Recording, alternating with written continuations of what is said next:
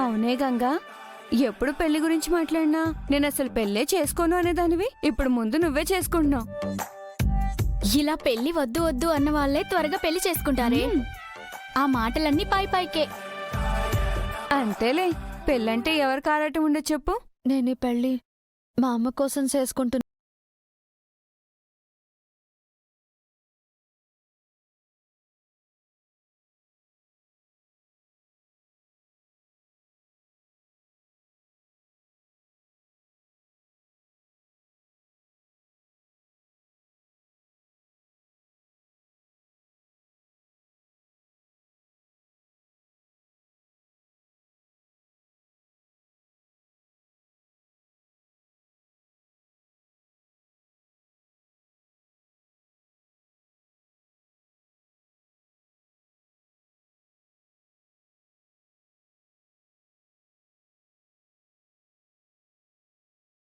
ఒప్పుకున్నాను.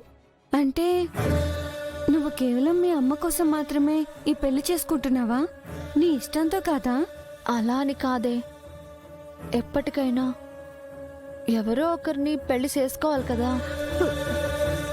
అదే ఈ పెళ్లి చేసుకుంటే అమ్మ ప్రాణం కాపాడుకుంటాను.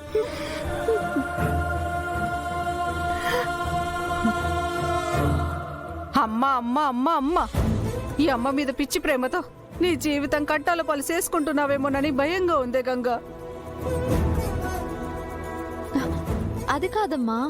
నా మాట విని ఇంకో పాలు ఆలోచించు గంగా. మనసులో కట్ట పెట్టుకొని నా కోసం తల దించుకోకే.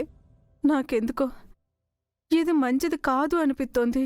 అమ్మా, నువ్వు అనవసరంగా కంగారు పడుతున్నావమ్మా. నన్ను చెప్పేదినమ్మా. నువ్వు నాకు ఎప్పటికైనా పెళ్లి చేసి అత్తారింటికి పంపిస్తానంటున్నావు కదా. మరి ఈ పెళ్లితో మనకు మంచి జరుగుతున్నప్పుడు ఎందుకమ్మా అనుమాన పడుతున్నావు? ఆ అబ్బాయి ఎవరో ఏంటో హఠాత్గా ఎక్కడి నుంచి వచ్చాడో, ముందు వెనక ఎవరు లేరంటున్నాడు, హడావిడిగా పెళ్ళంటున్నాడు. నాకంతా అయోమయంగా ఉంది గంగా. అమ్మా, నీకు ఆ అబ్బాయి గురించి భయమేం అక్కర్లేదమ్మా. నన్ను ఆసుపత్రిలో మాట్లాడాను కదా. అతను నన్ను ఇష్టపడే పెళ్లి చేసుకుంటున్నాడు. నీ వైద్యం కోసం అక్కడికక్కడే 1,00,000 రూపాయలు పెట్టాడమ్మా. ఆపరేషన్ కూడా చేయిస్తానన్నాడు. నిన్ను నాన్నని తన అమ్మా నాన్నల్లాగా చూసుకుంటాను అన్నాడమ్మా. ఇంతకంటే ఏం కావాలి చెప్పు? ఏమోనే,